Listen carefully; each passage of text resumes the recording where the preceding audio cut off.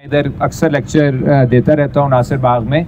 अभी उन्होंने बताया कि पंजाब यूनिवर्सिटी में और दीगर जगहों पर मैंने पढ़ाया। अब मैं अंदर नहीं पढ़ा सकता यूनिवर्सिटियों के, बहुत सारी उसकी वजूहात है, लेकिन बाहर इस तरह अल्हम्दुलिल्लाह हम करते रहते हैं इवेंट्स। और स्टूडेंट्स जितनी क्लास में मेरे आते थे, शुक्र है कि इस वक्त उससे ज़्यादा ही स्टूडेंट्स आ रहे हैं नासिर बाग में जब भी हम कोई इवेंट करते हैं। So that means people want to learn, people have questions, और ये सिलसिला अब हमने रेगुलर इसको जारी रखना है। जो आज ज़्यादा टाइम हम देना चाह रहे हैं वो हमारे सिंध से जो साथी आए हुए हैं, उन्होंने बहुत ज़्यादा उनकी जद्दोजहद है इंडस रिवर के हवाले से, जिस पे आज हम सुनेंगे, और फिर मिडल ईस्ट के हवाले से भी उनकी फैमिली की बहुत जद्दोजहद है, and we want to give him more time. मैं बस मुख्तसरन एक बात करूँगा, जो अभी कॉमरेड तैमूर ने बात की थी उसको थोड़ा सा आगे बढ़ाऊँगा, और वो ये है कि जिस तरह उन्होंने कहा कि जो डेवलपमेंट मॉडल था 20वीं सदी का साम्राज्य का, जिसमें उसने पैसा फेंक के ग्रीन रेवोल्यूशन करवानी थी,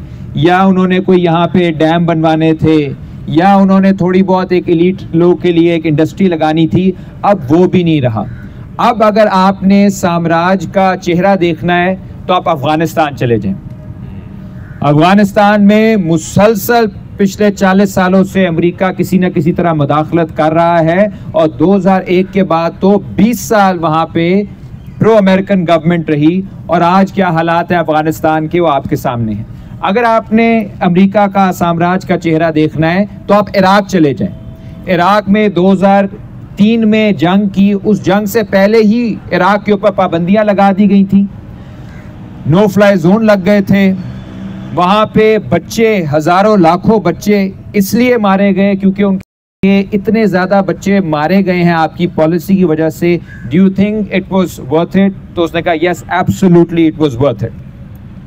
बच्चे मर गए हज़ारों लाखों, इट वाज वर्थ इट, क्योंकि अमेरिका की जो फॉरेन पॉलिसी थी उसके लिए अगर हमारे अपने बच्चों को नहीं, हमारे बच्चों को अगर कुर्बान करना हो, तीसरी दुनिया के बच्चों को कुर्बान करना हो, तो वो एक एक्सेप्टेबल पॉलिसी है। और फिर वहाँ जंग की गई, और आज तक वहाँ पे अमेरिका की बेसेस हैं। लेकिन इराक जो 2003 में था, जो पहले ही सैंक्शंस की वजह से बहुत मुश्किलात में था, आज उससे भी कई गुना पीछे जा चुका है। उसकी सॉवरेंटी ख़त्म हो चुकी है, वो इंटरनली डिवाइड हो चुका है, वहाँ पे सेक्टेरियनिज्म आ चुका है, लसानियत आ चुकी है, तो एक बिल्कुल उसका नक्शा बदल गया है। अगर आपने अमेरिका की तरफ से तरक्की देखनी है तो फिर आप लिबिया जाएं।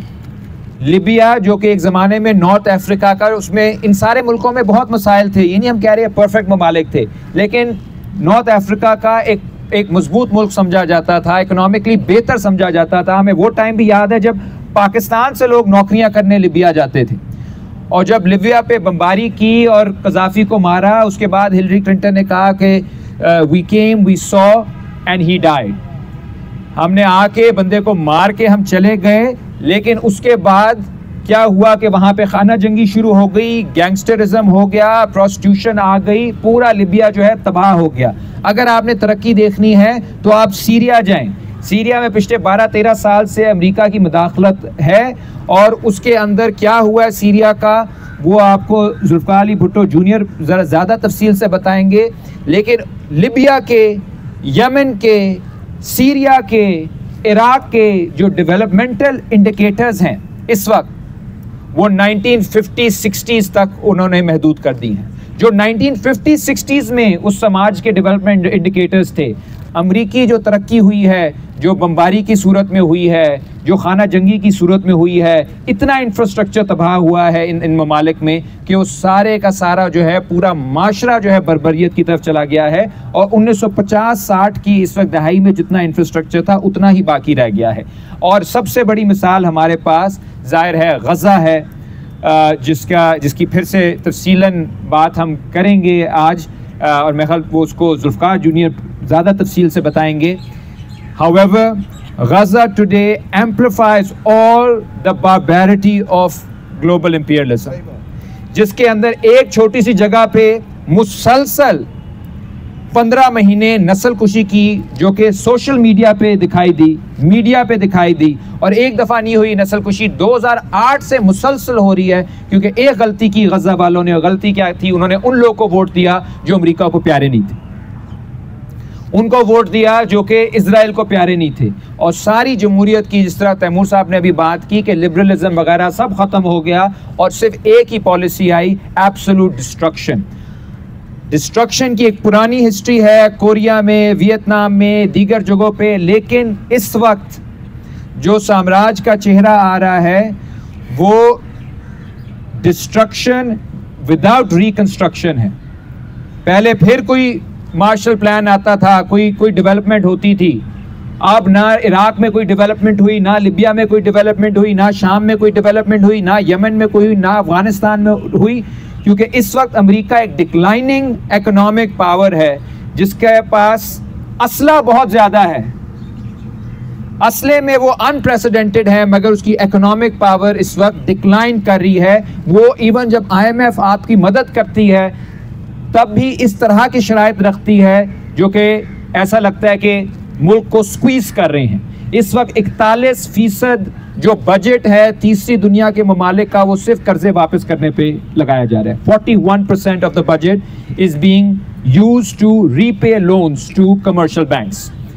अच्छा, इसका मतलब है कि एक तरफ डिक्लाइनिंग इकोनॉमिक पावर, दूसरी तरफ अनप्रेसिडेंटेड मिलिट्री पावर। अमेरिका का जो बजट इस दफा आया है मिलिट्री का, वो 883 अरब डॉलर आया है, $883 बिलियन। और ये भी पूरा बजट नहीं है। ट्राई कॉन्टिनेंटल ने एक रिसर्च किया जिसमें उन्होंने कहा कि जो चीज़ें डिपार्टमेंट ऑफ डिफेंस से जुड़ी हुई हैं, पेंटागन से, जो अकाउंट नहीं होती, उसको मिला के इट्स 1.5 ट्रिलियन। चले 880 अरब भी आप अगर लगा लें तो हमें देखें 2 अरब डॉलर उन्होंने दिए हैं, तो 25 करोड़ लोग का मुल्क है और सब नाच रहे हैं कि 2 अरब डॉलर मिल गए। ठीक है, 2 अरब डॉलर, उसमें किसी को पूरी रोटी भी नहीं पूरी होगी हमारी। और सिर्फ एक पेंटागन, उसका जो बजट है वो $880 बिलियन है। और उसकी बुनियादी वजह क्या है कि इनकी दुनिया भर में 800 मिलिट्री बेसेस हैं अमेरिका से बाहर।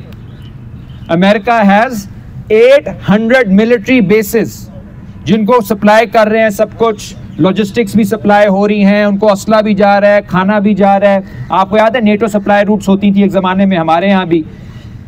यानी पूरी दुनिया को जब आप वॉर के इर्द गिर्द करोगे ऑर्गेनाइज, तो फिर जमहूरियत तो पीछे चली जाएगी, इंसानी हकूक तो पीछे चले जाएंगे, ये सारी लिबरल जो बातें हैं ये तो ख़त्म हो जाएंगी। The reality is that America is preparing for a global war, जिसमें उसे अपने साथी चाहिए हैं, जिसमें इजराइल उसका सबसे बड़ा साथी है, यूरोपियन ममालिक उसके साथी हैं, और जहाँ कहीं पे भी मुज़ाहमत होगी उसको वो रास्ते से हटाते जाएंगे। वो गज़ा हो सकता है, वो शाम हो सकता है, वो लिबिया हो सकता है, वो इराक हो सकता है। अगेन, इसका ये मतलब नहीं कि ये परफेक्ट मुल्क थे, इसका मतलब यह है कि इस लड़ाई के अंदर जिस वजह से अमेरिका ने ये तबाही लाई, वो ये नहीं थी कि वहाँ पे जमहूरियत की कमी थी। उसकी बुनियादी वजह ये थी कि ये मुल्क जो है ये प्रॉब्लम बन गए थे साम्राज्य के लिए। उसमें एक कांटा था जो ईरान के साथ भी हो सकता है, और सबसे बढ़ के चीन का जो प्रॉब्लम है वो फिर से बहुत बढ़ता जा रहा है, क्योंकि ताइवान से लेकर फिलीपींस, जापान, ऑस्ट्रेलिया, इंडोनेशिया, जगह जगह अमेरिका ने अपनी बेसेस बना ली। और बेसेस बनाने की बुनियादी वजह यह है कि वो मुहासरा कर रहे हैं in order to prepare for a new war. वो इस खित्ते के अंदर आ रहे हैं, और अगर जंग होती है तो डॉलरी जंगों में डॉलर आते हैं, डॉलर हैं उनसे एडिक्टेड होते हैं, हमारे हुक्मरान, हमारे इदारे एडिक्टेड हैं। तो ये एक बहुत ही खौफनाक सिचुएशन बन सकती है where we can be used against China और एनी अदर। इसलिए सब नौजवानों को ख़ास तौर पे और सब शहरियों को इंटरनेशनल रिलेशंस पे आप ध्यान दें। जो 70 की दिहाई में हुआ, जो यहाँ पे मिलिट्री कू हुआ, यहाँ पे लोगों को शहीद किया गया, यहाँ पे लोगों को कोड़े मारे गए, उसकी बुनियादी वजह ये थी कि अमेरिका यहाँ पे अपना इस खित्ते में काम करवाना चाहता था। और वो बुनियादी काम ये था कि अफगानिस्तान के सौर इनकलाब को शिकस्त देनी थी और उसके बाद सोवियत यूनियन को शिकस्त देनी थी। ये बुनियादी वजह थी जिसकी वजह से हम सब की जिंदगियाँ आज तक तबाह हैं, क्योंकि हमारे हुक्मरानों ने फैसला किया कि किसी और की जंग में वो उसका छोटा सा हिस्सा बनेंगे। We became a footnote of someone else's history. someone else's planning, हमने अपने मुस्तकबिल को, अपने बच्चों को कुर्बान कर दिया उसके लिए।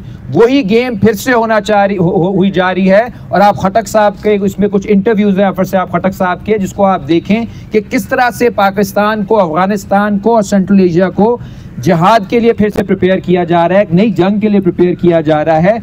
और जिन लोगों को नशा है जंगों का, वो उस तरफ लेकर जा सकते हैं हमें। सो यहाँ पे एक एंटी वॉर मूवमेंट, एक प्रो पीपल मूवमेंट, एक एंटी इंपीरियलिस्ट मूवमेंट, जिस तरह तैमूर साहब ने कहा इकोनॉमिक लिबरेशन की मूवमेंट, वो इस वक्त इस खत्ते के लिए बहुत ज़रूरी है। और ये मामलात बहुत अहम है कि हमारी ज़ुबान क्या है, हमारा मज़हब क्या है, हमारे कल्चर क्या है, हमारे सांझे भी हैं, फ़र्क भी हैं, हमें उसकी इज़्ज़त करनी चाहिए। लेकिन साथ साथ we have to imagine some kind of a basis of unity, क्योंकि अगर ये खित्ता तबाह हुआ तो पाकिस्तान क्या पूरा खित्ता जो है उसके अंदर तबाही आएगी। जैसे मिडल ईस्ट में एक मुल्क तबाह नहीं हुआ, डोमिनो इफेक्ट हुआ है, सारे एक एक करके मुल्क तबाह हो रहा है। And we have this historical responsibility, all of us have this historical responsibility कि हम फ्रंट लाइन पे फिर से एक दफ़ा तारीख ने हमें खड़ा कर दिया है। पिछली बार हमें शिकस्त हुई थी, लोगों ने बहुत कुर्बानियाँ दी, लेकिन शिकस्त हो गई।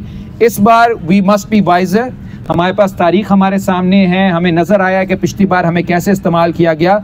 And we must organise accordingly, हमें इस वक्त मुनज़्ज़म होने की ज़रूरत है ताकि हम जो साम्राज्य और उसके लोकल एजेंट हैं, उनके जो अज़ाइम हैं, उन्हें शिकस्त दे सकें। And I am 100% confident that the people will win. Thank you.